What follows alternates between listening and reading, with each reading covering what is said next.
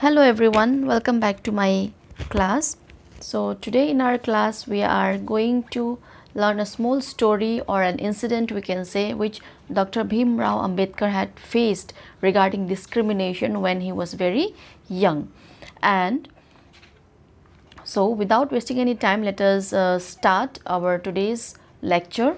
Before starting this story, before stating the story, it is important for us to know who is Bhimrao Ambedkar, okay, and why his incident has been mentioned here in this textbook. So before going through the incident, let us see a little brief introduction about Dr. Bhimrao Ambedkar. Okay, so here Dr. Bhimrao Ambedkar, who was born in 1891 to 1956, and he is considered the father of Indian Constitution and is also best known as the leader of Dalit.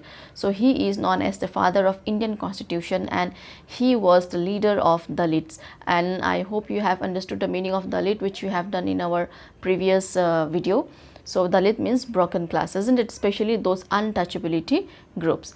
And Dr. Ambedkar fought for the rights of the Dalit community. He was born into the Mahar caste. So Mahar caste was also been considered as a lower caste and untouchable class, okay, which was considered untouchable. The Mahar were poor, owned no lands, and children born to them also had to do works their parents did.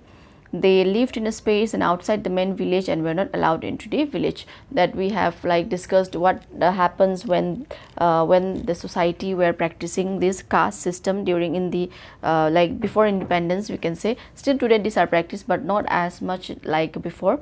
So during that time, during that period, what happened, like these untouchables were not allowed to stay inside the village, they were have to live outside the village. So same happened with this Mahar caste as well, okay. So Dr. Ambedkar, he was the first person from his caste who completed his college education and went to England to become a lawyer. So Dr. Bhimrao Ambedkar was from a well-to-do family, so that's why he got the opportunity to educate himself, and that education which he have been gained, he have also used for the betterment of the society by fighting the rights of the Dalits, and he had a very great contribution in making of the Indian constitutions and claiming the rights for the Dalit groups. All right, and he encouraged Dalits to send their children to school and colleges. He also urged Dalits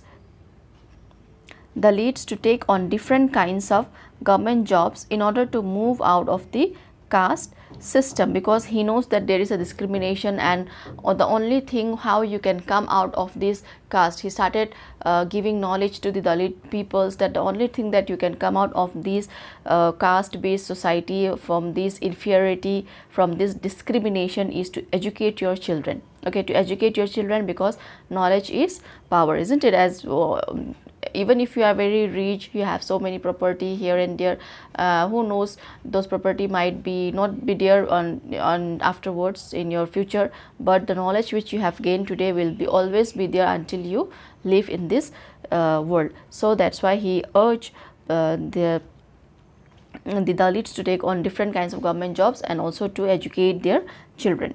He led many efforts of Dalits to gain entry into temples. See, there was no entry. These Dalit peoples were not allowed, these untouchable peoples were not allowed to even enter into temples. So there were so many protests which this Dr. Ambedkar had started, so that the Dalits group of people should also be, they also get an entry into the temple.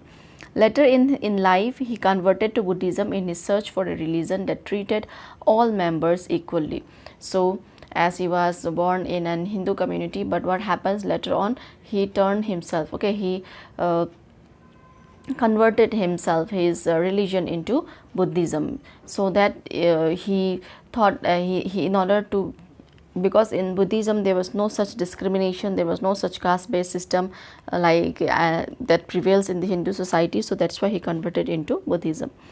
Dr. Ambedkar believed that Dalit must fight the caste system and work towards a society based on respect, not just for a few but for all person.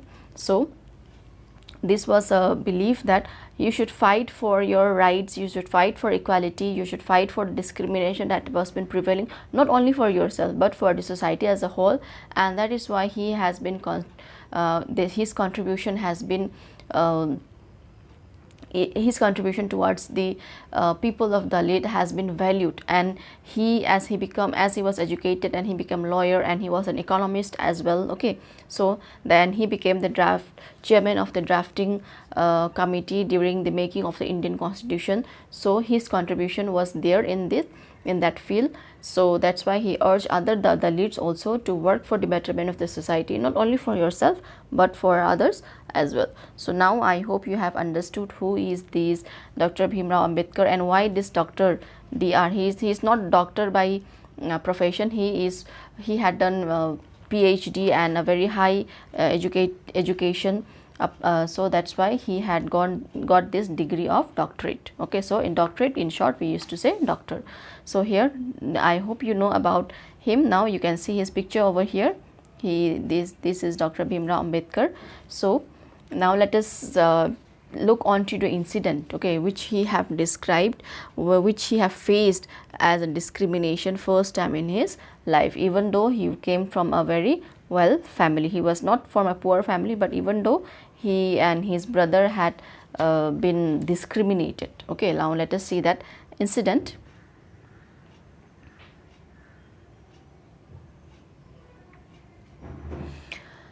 Dr. Bhimrao Ambedkar, one of the greatest leaders of India, shared his first experience of caste-based discrimination which took place in 1901. Okay, so this took place in the year 1901 when he was just 9 years old. He had gone with his brother and cousins to meet his father in Koregaon, which is now in Maharashtra. So long did he wait, but no one turned up. An hour elapsed and the station master came to inquire. He asked for tickets. For our tickets, we showed them to him. He asked us why we tired. We told him that we were bound for Koregaon and that we were waiting for father or his servant to come, but that neither had turned up and that we did not know how to reach Koregaon.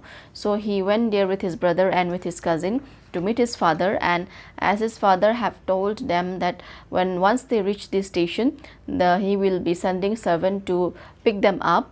But they were been waiting there for hours, more than an hour, but no one turned out. So the station master, he turned up and he started inquiring about them. Okay, and this Dr. Ambedkar, he told that we have been waiting for our we have been waiting for our father or his servant to come and pick us and to reach Koregaon. So what happens here in the picture, you can see the station master is inquiring. Okay, this inquiring with these two little boy here, and one of them is Dr. Bhimrao Ambedkar. We were well dressed. See, as you can see from the picture, both these children were well dressed, and from our dress or talk, no one could make out that we were children of the Untouchables. Indeed, the station master was quite sure we were Brahmin children and was extremely touched at the plight in which he found us.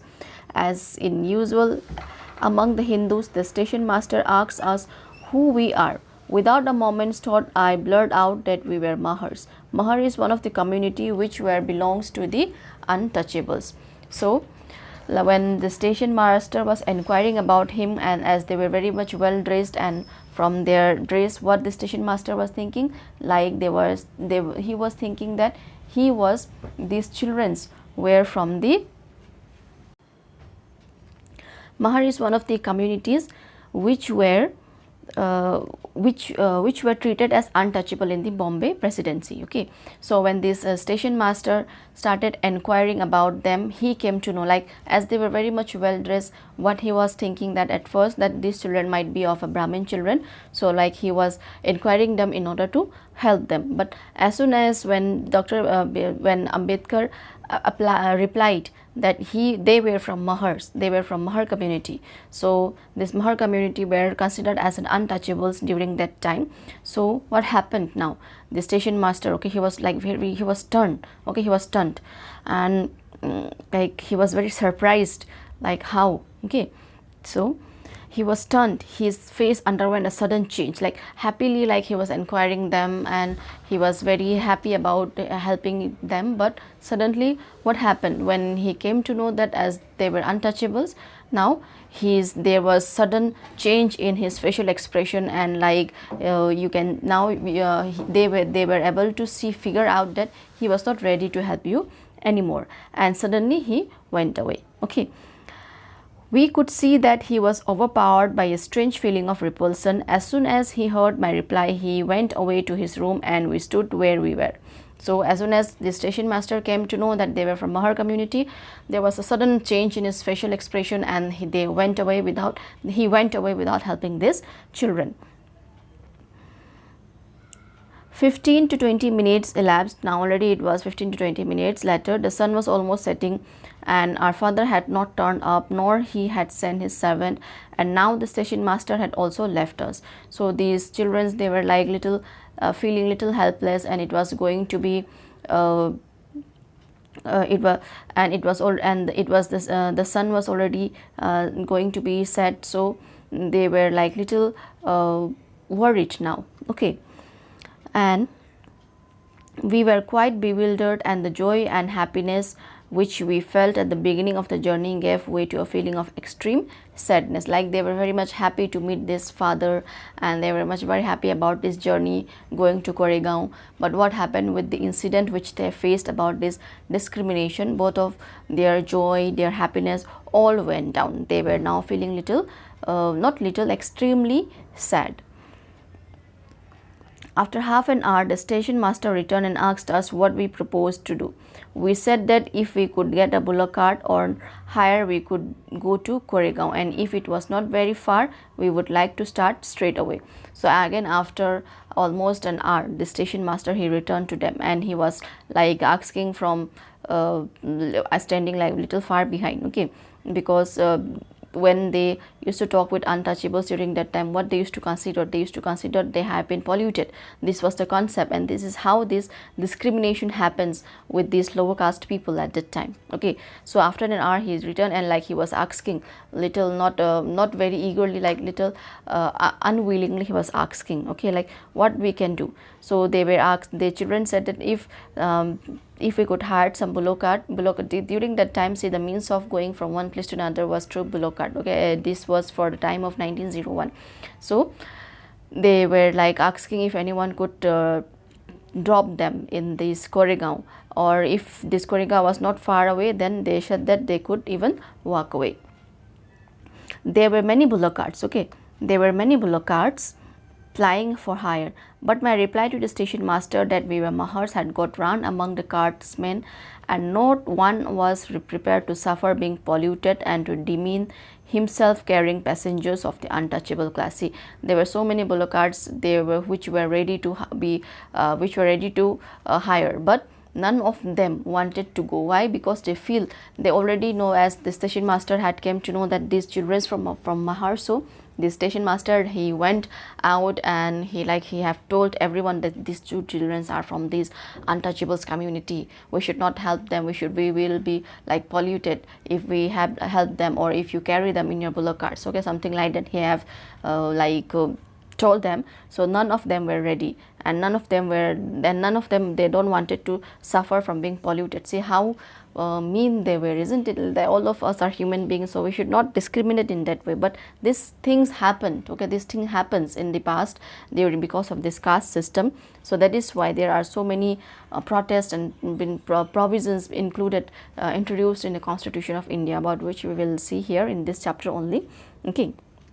So we feel very bad for these two children, isn't it? I hope even you also, while listening to this lecture, you'll be feeling like, okay, poor children, no one was helping them, despite they were ready to pay double also. Okay, but none of them were ready to help them.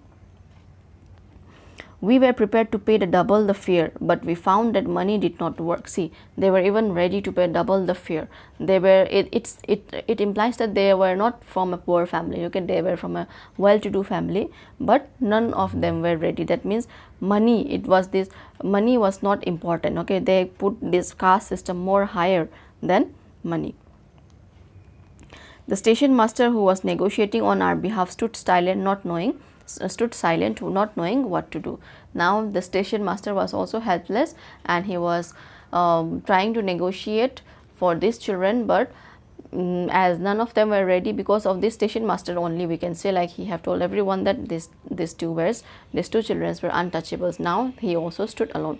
So here, like, what we can imagine how poor, like how bad these two children might be feeling, isn't it? These two children might be feeling like how difficult it would be people if could not move easily from one place to another, how insulting and hurtful it is to have people move away, refuse to touch you or allow you to drink water from the same source as they do. So this was very insulting, and this incident have affected Dr. Bhimrao Ambedkar very much. So when he grew up, he thought that I will fight for this discrimination. This was the first incident, and this is not only the incident that he have came across. There might be many other incidents also where he have faced discrimination, but this was the first incident that he have experienced. So this small incident shows that how a simple task from going one place to another was not available to these little two children, isn't it? Because of their caste, even money was not able to help them, and as all the castsmen were not ready to go with them. And so what we can say, what we can conclude, so this story, it clearly conclude that caste based discrimination was not limiting, okay, it was not limited to preventing Dalits from undertaking certain economic activities, but it also denies them from respect and dignity given to others. So their respect, their dignity was also been hurt, and they were treated as very low caste, even if they were been educated, even if they came from a well-to-do family or a respected family, they were not respected. Okay, these untouchables were not at all respected. So we should not be discriminating anyone, okay, on such basis.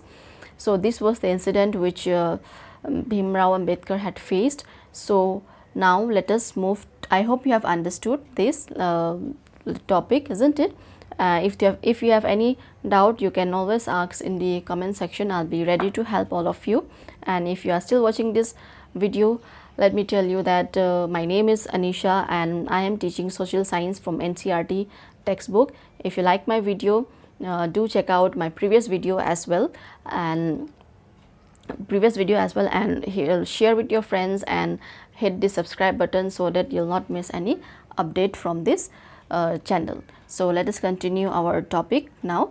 The next topic that we have is striving for equality. Okay, now striving for equality, the protest for equality, the struggle for freedom. When there was a struggle from freedom during this British rule, there was also a struggle of equality from a large group of people who were being discriminated. Okay, now let us see about it. The struggle for freedom from British rule also included within it the struggle of large group of people who not only fought against the British but also fought to be treated more equally. Dalits, women, tribals and peasants fought against the inequalities they experienced in their life. So during this struggle for freedom, there was a struggle from large group of people who not only fought against Britishers, okay, they were not only struggling against the Indian country's independence, but also they fought to be treated more equally. They wanted equal treatment for everyone, especially these Dalit groups and women also, as it was a male dominated society. Even today also you can say to some extent it is male dominated society, but it has been now you can say like more women are also empowered as compared to the previous society, previous time. It is all because of this struggle, okay, struggle by women for fighting for equality, so that they will be equally considered in the society. Equal opportunity must be given to these women. And they also fought and tribals in order to connect with these mainstream society. Why? See, there is been a stereotype been created regarding the tribals that we have already learned, like they usually come from forest, and they are there, they are very undeveloped, they are not ready to develop themselves, they like to stay over there only. So such type of stereotype, in order to remove such type of stereotype, also these tribals also they seek for equality. And peasants, why peasants fought against these inequalities? Especially these peasants have peasants from lower caste also, they might be facing the discrimination, and apart from that they have faced inequalities inequalities from their landlords. Okay, especially they were being exploited to a very much, to a very large extent by their landlords, by their landlords taking away their lands and letting them very like taking away all their hard earned monies in the name of interest. Okay, they were fooling them, they were exploiting them. So these groups also fought against the inequalities that they experienced in their life. Okay, I hope you've understood. As pointed out earlier, many Dalits organized themselves to gain entry into temples. Okay, see, like this Dalits, they organized themselves, they protest themselves to gain entry into temples, and women demanded that they should have much as right as much as these men had. Okay, as much as education that men did. Okay, wait for a while. Education as men did. Say women, because before it was women were not allowed to go to school. Okay, more than 90% of the family, okay, 90% of the Indian women, you can say, only few from them were allowed to go to were allowed for education. Otherwise women were not allowed for education also. They were like in a very early age they were been getting married, there was a child marriage, isn't it? And they were instead taught to cook, to clean the house, and to they have to remain only inside that house. They were not allowed to go out also. There were so many restrictions for women, so women also fought for such discrimination and inequalities well regarding that they have faced. And peasants and tribals fought to release themselves from the grasp of the money lenders and the high interest they were charged. See this, there I was just explaining you. Okay, they were they fought for themselves in order to come out from their landlords, their money lenders. Okay, and with that high interest they used to charge, and they used to take away their lands, and tribals especially to get out, to come out to the mainstream as well, to connect themselves towards the mainstream as well. Okay, and when India became a nation in 1947, our leaders too were concerned about the different kinds of inequalities that existed. Okay, that existed in our nation, because by now they also started they started knowing, okay, like how, what kind of discrimination is going on in our country. So we should remove all such discrimination, and the leaders were now very concerned about the inequalities which existed in our country during that time. Those who wrote the Constitution of India, a document that laid out the rules by which the nation would function, were aware of the ways in which discrimination had been practiced in our society and how people had struggled against this. And these leaders, they started becoming aware about how people have been suffered from these discriminations. So when India become free, they now started thinking that equality should be brought and everyone should be given equal rights and equal respect. And as India is a very diverse country, there should be respect for the religions as well. So they were aware about all those things, and they started working for such things. Okay. Okay. Many leaders of these struggles, such as Dr. Ambedkar, had also fought for the rights of the Dalits. So these leaders set out a vision and goal in the Constitution to ensure that all people of India were considered equal. So such leaders, especially these Ambedkar, they were also one of those who have suffered from this discrimination, isn't it? So they know very well how it has been practiced in the society and what it is going on, and how it is degrading the person personal development, and why they were still under the clutch of this caste system. They were being disrespectful, they were treated as inferior, isn't it? So in order to come out all these things, they were working together for a goal to ensure that all the people of India were being considered as equal. So this equality of all persons is seen as a key value that unites us all as Indians. So if we consider every Indian as an equal before the eye of law, then this will be a very like this could be a strength, this could be a strength, as it will all unite us. Now if they try to abolish such things, then what happened? Then equality will be there in the society. Untouchability, everyone has equal rights and opportunities. Untouchability is seen as a crime and has been legally abolished by law. See, now untouchability has been a crime now. Okay, in the present day, if you found practice, or if you have been found practicing such discrimination, it is considered as a crime, and legally this has been abolished by the law. If you are caught practicing such untouchables, then you could be behind the bars also. You will be put up into jail. Okay, this has been considered as a crime now, which is a very good step, isn't it, towards curbing inequalities. People are free to choose the kind of work they wish to do. Now people are free. Otherwise, what happens before in the caste system, if your father is a shoemaker, you will also become a shoemaker, isn't it? There were no opportunity given them, but now equal opportunity was given them, and government jobs are open to all people. Now there were no restrictions and there was no discrimination. Everyone had equal opportunity, but instead, even these to this lower caste society, more option was being provided to them, so that they come up equally. Okay, that during a short period of time they should come up by introducing quotas and all. Okay, they were given more option. Okay, they were given more option to them. Okay, no more privileges to this lower society, so that they could also come up.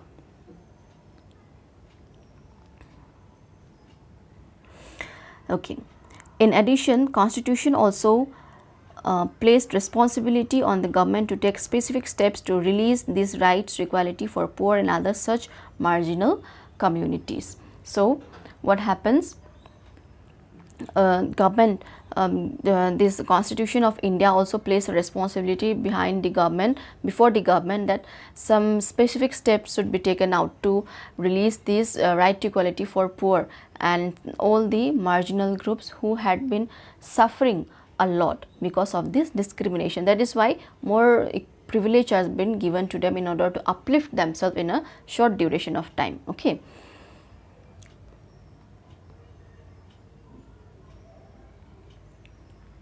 The writers of the Constitution also said that the respect for diversity was a significant element in ensuring equality. They felt that the people must have the freedom to follow their religion, speak their language, celebrate their festivals and express themselves freely. See, as all of us know that India is a diverse country, so these writers of this constitution during that time, these leaders, they felt that there should be respect for our diversity as well. People should be free of practicing any religion. You should not force anyone to practice Muslim or to convert into Christianity. It is their will. If a Hindu wants to convert himself into Buddhism, he can do. If he wants to convert again into Muslim, he can again do that. There is no